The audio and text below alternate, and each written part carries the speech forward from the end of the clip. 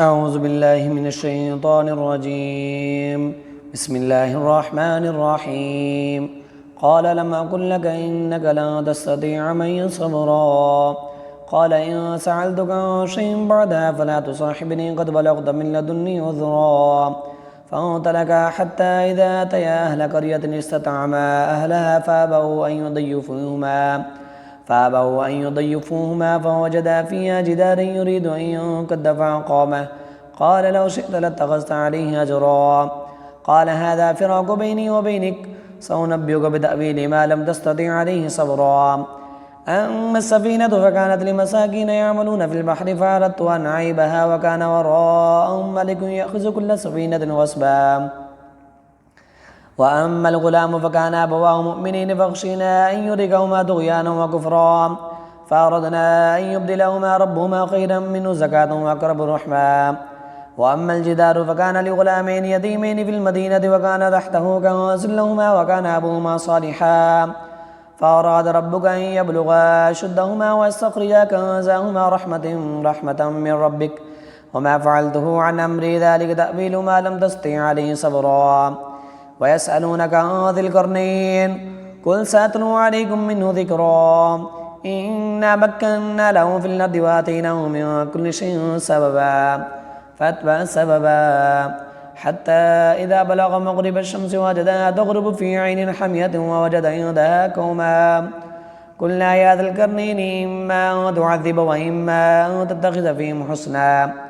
قال أما من ظلم فسوف نعذبه ثم يرد إلى ربه فيعذبه عذابا نكرا. وأما من آمن وعمل صالحا فله جزاء الحسنى وسنقول له من أمرنا يسرا. ثم أتبع سببا حتى إذا بلغ مطلع الشمس وجدها تطلع على قوم لم نجعل من دونها سترا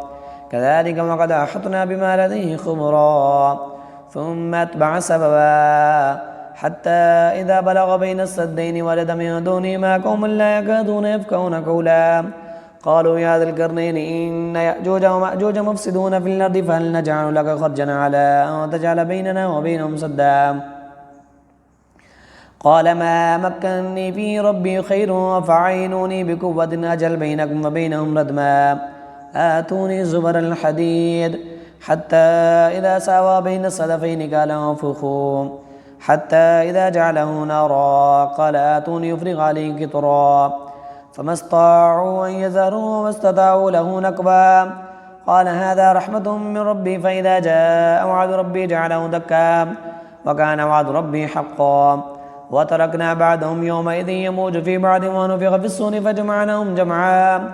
وعرضنا جهنم يومئذ للكافرين عرضا الذين كانت أعينهم في غطاء عن ذكري وكانوا لا يستطيعون سمعا. أفحسب الذين كفروا أن يتخذوا عبادي من دوني أولياء إنا أعتدنا جهنم للكافرين نزلا. قل هل ننبئكم بالأخسرين أعمالا الذين ضل سعيهم في الحياة الدنيا وهم يحسبون أنهم يحسنون صنعا. أولئك الذين كفروا بآيات ربهم ولقائه فحبطت أعمالهم فلا نقيم لهم يوم القيامة وزنا. ذلك جزاؤهم جهنم بما كفروا واتخذوا آياتي ورسلي هزوا. إن الذين آمنوا وعملوا الصالحات كانت لهم جنات الفردوس نزلا خالدين فيها لا يبغون عنها حولا. قل لو كان البحر مدادا لكلمات ربي لنفد البحر قبل أن تنفد كلمات ربي ولو جئنا بمثله مددا. قل إنما أنا بشر مثلكم يوحى إلي أنما إلهكم إله واحد فمن كان يرجو لقاء ربه فليعمل عملا صالحا ولا يشرك بعبادة ربه أحدا. كافها يا عين صاد ذكر رحمة ربك عبده زكريا إذ نادى ربه نداء خفيا قال ربي إني وأنا العزم مني واشتعل الرأس شيبا ولم أكن بدعائك ربي شقيا. وإني خفت الموالي من ورائي وكانت امرأتي عاقرا فهب لي من لدنك وليا يرثني ويرث من آل يعقوب واجعله ربي رضيا. يا زكريا إنا نبشرك بغلام اسمه يحيى لم نجعل له من قبل سميا قال رب أنى يكون لي غلام وكانت امرأتي عاقرا وقد بلغت من الكبر عتيا قال كذلك قال ربك وعلي هين وقد خلقتك من قبل ولم تك شيئا قال رب اجعل لي آية قال آيتك ألا تكلم الناس 3 ليال سويا فخرج على قومه من المحراب فأوحى إليهم سبحوا بكرة وعشيا يا يحيى خذ الكتاب بقوة وآتيناه الحكم صبيا وحنانا من لدنا وزكاة وكان تقيا وبرا بوالديه ولم يكن جبارا عصيا وسلام عليه يوم ولد ويوم يموت ويوم يبعث حيا واذكر في الكتاب مريم إذ انتبذت من أهلها مكانا شرقيا فاتخذت من دونهم حجابا فأرسلنا إليها روحنا فتمثل لها بشرا سويا قالت إني أعوذ بالرحمن منك إن كنت تقيا قال إنما أنا رسول ربك لأهب لك غلاما زكيا قالت أنى يكون لي غلام ولم يمسسني بشر ولم أك بغيا قال كذلك قال ربك هو علي هين ولنجعله آية للناس ورحمة منا وكان أمرا مقضيا فحملته فانتبذت به مكانا قصيا فأجاءها المخاض إلى جذع النخلة قالت يا ليتني مت قبل هذا وكنت نسيا منسيا فناداها من تحتها ألا تحزني قد جعل ربك تحتك سريا وهزي إليك بجذع النخلة تساقط عليك رطبا جنيا فكلي واشربي وقري عينا فإما ترين من البشر أحدا فقولي إني نذرت للرحمن صوما فلن أكلم اليوم إنسيا فأتت به قومها تحمله قالوا يا مريم لقد جئت شيئا فريا يا أخت هارون ما كان أبوك امرأ سوء وما كانت أمك بغيا فأشارت إليه قالوا كيف نكلم من كان في المهد سبيا قال إني عبد الله آتاني الكتاب وجعلني نبيا وجعلني مباركا أينما كنت ووصاني بالصلاة والزكاة ما دمت حيا وبرا بوالدتي ولم يجعلني جبارا شقيا والسلام علي يوم ولدت ويوم أموت ويوم أبعث حيا ذلك عيسى ابن مريم قول الحق الذي فيه يمترون ما كان لله أن يتخذ من ولد سبحانه إذا قضى أمرا فإنما يقول له كن فيكون وإن الله ربي وربكم فاعبدوه هذا صراط مستقيم فاختلف الأحزاب من بينهم فويل للذين كفروا من مشهد يوم عظيم أسمع بهم وأبصر يوم يأتوننا لكن الظالمون اليوم في ضلال مبين وأنذرهم يوم الحسرة إذ قضي الأمر وهم في غفلة وهم لا يؤمنون إنا نحن نرث الأرض ومن عليها وإلينا يرجعون واذكر في الكتاب إبراهيم إنه كان صديقا نبيا إذ قال لأبيه يا أبت لم تعبد ما لا يسمع ولا يبصر ولا يغني عنك شيئا يا أبت إني قد جاءني من العلم ما لم يأتك فاتبعني أهدك صراطا سويا يا أبت لا تعبد الشيطان إن الشيطان كان للرحمن عصيا يا أبت إني أخاف أن يمسك عذاب من الرحمن فتكون للشيطان وليا قال راغب أنت عن آلهتي يا إبراهيم قال راغب أنت عن آلهتي يا إبراهيم لئن لم تنته لأرجمنك واهجرني مليا قال سلام عليك سأستغفر لك ربي إنه كان بي حفيا وأعتزلكم وما تدعون من دون الله وعدو ربي عسى ألا أكون بدعاء ربي شقيا فلما اعتزلهم وما يعبدون من دون الله وهبنا له إسحاق ويعقوب وكلا جعلنا نبيا وهبنا لهم من رحمتنا وجعلنا لهم لسان صدق عليا واذكر في الكتاب موسى إنه كان مخلصا وكان رسولا نبيا وناديناه من جانب الطور الأيمن وقربناه نجيا ووهبنا له من رحمتنا أخاه هارون نبيا واذكر في الكتاب إسماعيل إنه كان صادق الوعد وكان رسولا نبيا وكان يأمر أهله بالصلاة والزكاة وكان عند ربه مرضيا واذكر في الكتاب إدريس إنه كان صديقا نبيا ورفعناه مكانا عليا أولئك الذين أنعم الله عليهم من النبيين من ذرية آدم وممن حملنا مع نوح ومن ذرية إبراهيم وإسرائيل وممن هدينا واجتبينا إذا تتلى عليهم آيات الرحمن خروا سجدا وبكيا فخلف من بعدهم خلف أعداءوا الصلاة واتبعوا الشهوات فسوف يلقون غيا إلا من تاب وآمن وعمل صالحا فأولئك يدخلون الجنة ولا يظلمون شيئا جنات عدن التي وعد الرحمن عباده بالغيب إنه كان وعده مأتيا لا يسمعون فيها لغوا إلا سلاما ولهم رزق فيها بكرة وعشيا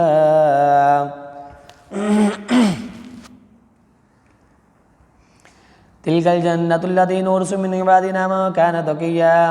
وما نتنزل إلا بأمر ربك له ما بين أيدينا وما خلفنا وما بين ذلك وما كان ربك نسيا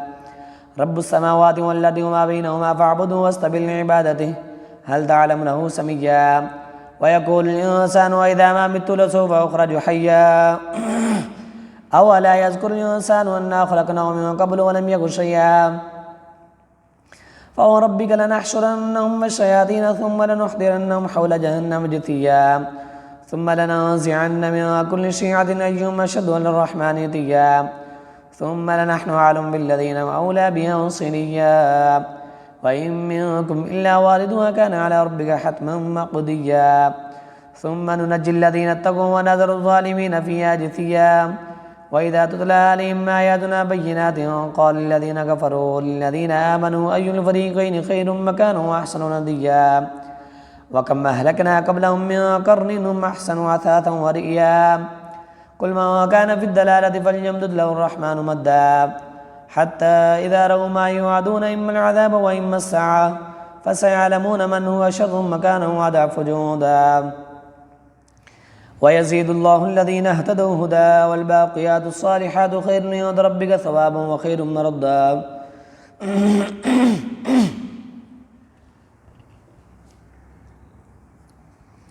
أفرأيت الذي كفر بآياتنا وقال لأوتين مالا وولدا أطلع الغيب أم اتخذ عند الرحمن عهدا كلا سنكتب ما يقول ونمد له من العذاب مدا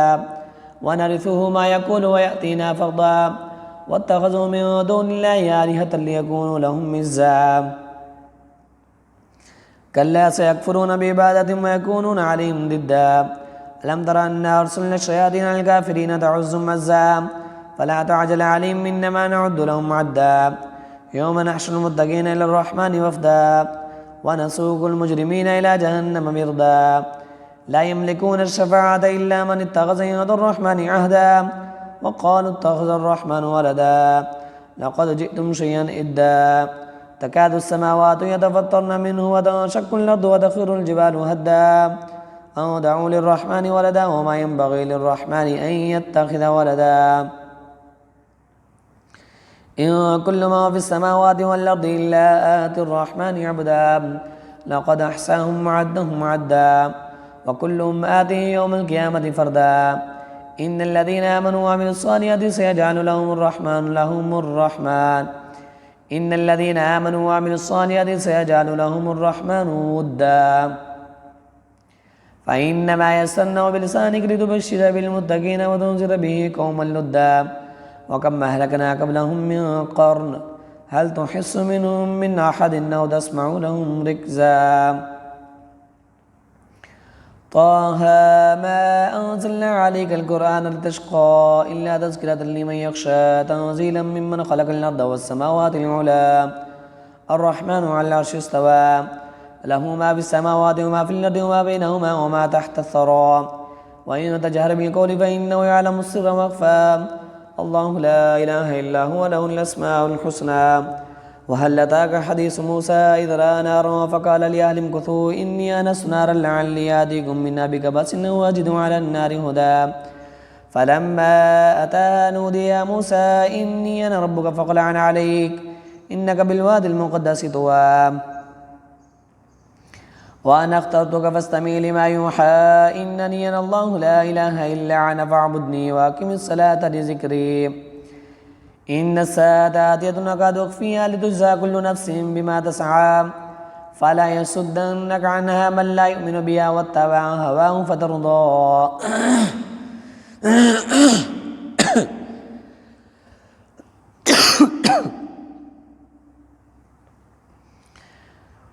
وما تلك بيمينك يا موسى قال هي عصاي أتوكل عليها وأهش بها على غنمي ولي فيها مآرب أخرى قال ألقها يا موسى فألقاها فإذا هي حية تسعى قال خذها ولا تخف سنعيدها سيرتها الأولى واضمم يدك إلى جناحك تخرج بيضاء من غير سوء آية أخرى لنريك من آياتنا الكبرى اذهب إلى فرعون إنه طغى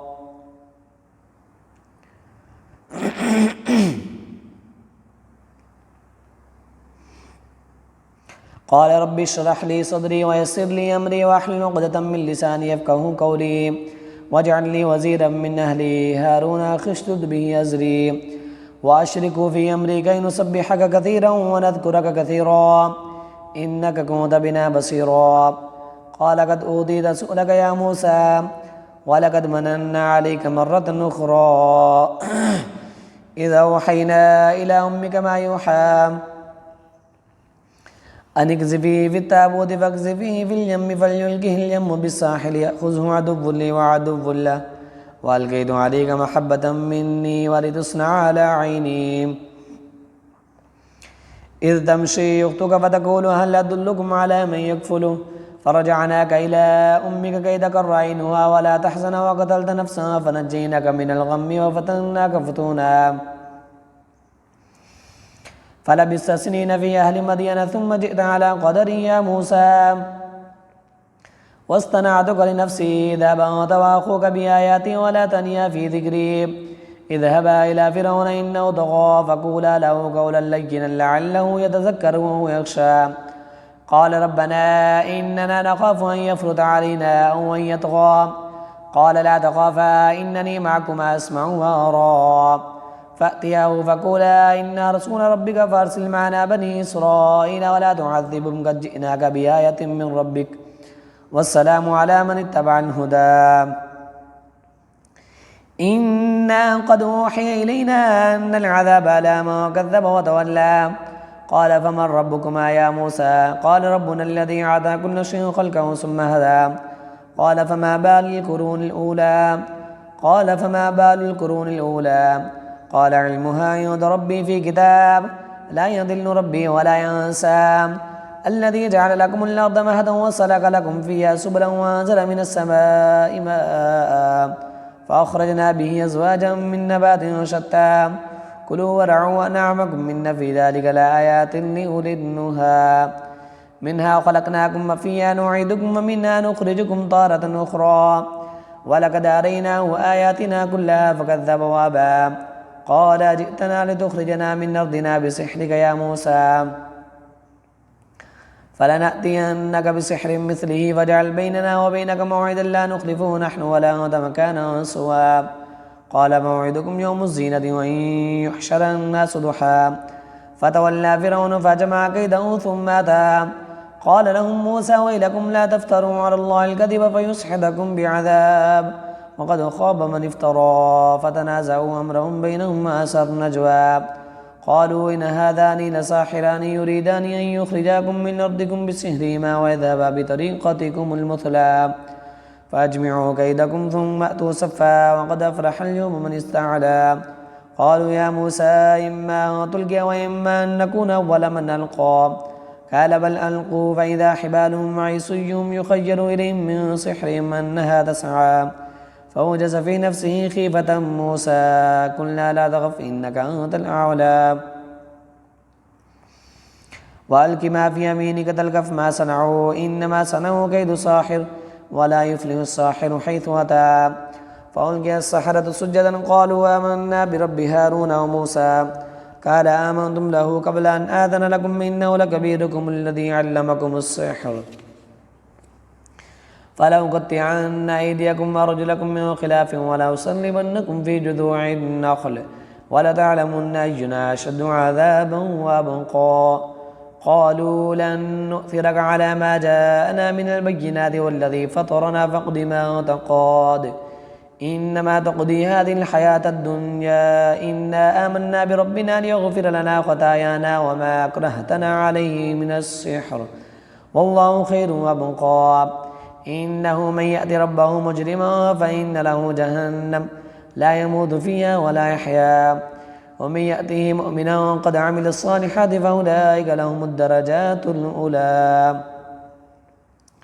جنات عدن تجري من تحت النار خالدين فيها وذلك جزاء من تزكى ولقد أوحينا إلى موسى أن أسر بعبادي فاضرب لهم طريقا في البحر يبسا لا تخاف دركا ولا تخشى فاتبعهم فرعون بجنوده فغشيهم من اليم ما غشيهم ما ذل فرعون قومه وما هدى يا بني إسرائيل قد أنجيناكم من عدوكم وباعدناكم جانب الطور الأيمن ونزلنا عليكم المن والسلوى كلوا من طيبات ما رزقناكم ولا تطغوا فيه فيحل عليكم غضبي ومن يحلل عليه غضبي فقد هوى وإني لغفار لمن تاب وآمن وعمل صالحا ثم اهتدى وما عجلك عن قومك يا موسى قال هم أولئك على أثري وعجلت إليك ربي لترضى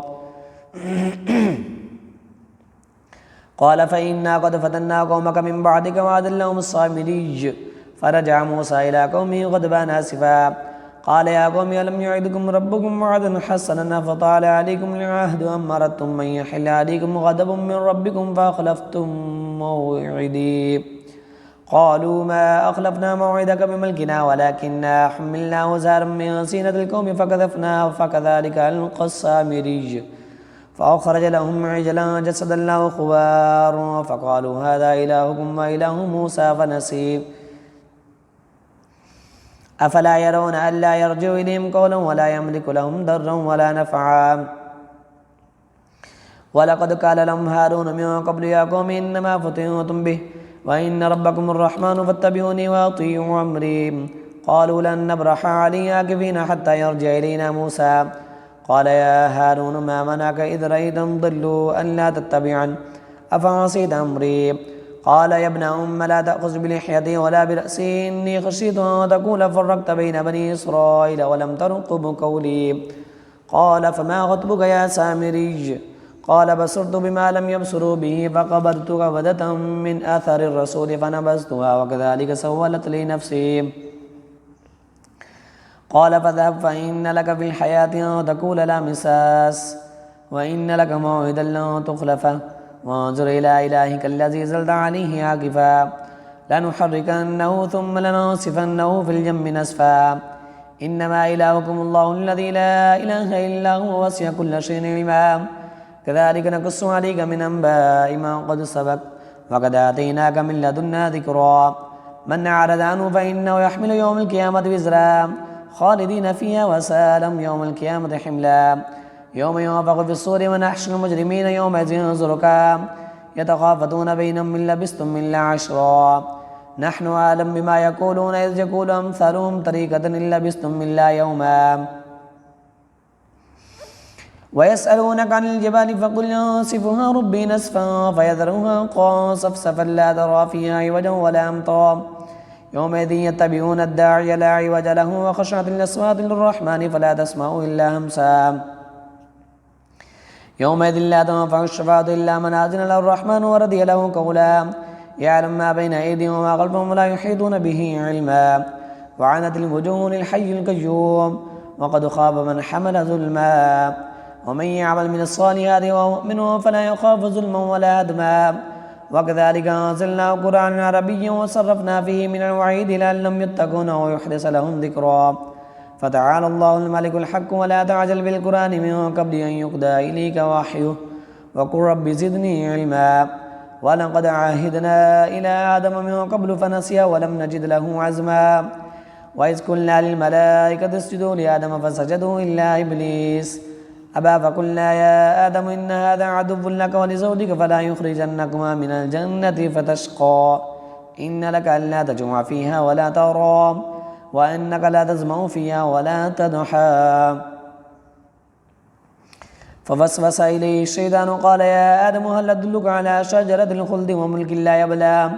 فأكلا منها فبدت لهما سواتهما وطفقا يخصفان عليهما من ورق الجنة وعسى آدم ربه فغوى ثم اجتباه ربه فتاب عليه وهدى قال اهبطا منها جميعا بعضكم لبعض عدو فإما يأتينكم مني هدى فمن اتبع هداي فلا يضل ولا يشقى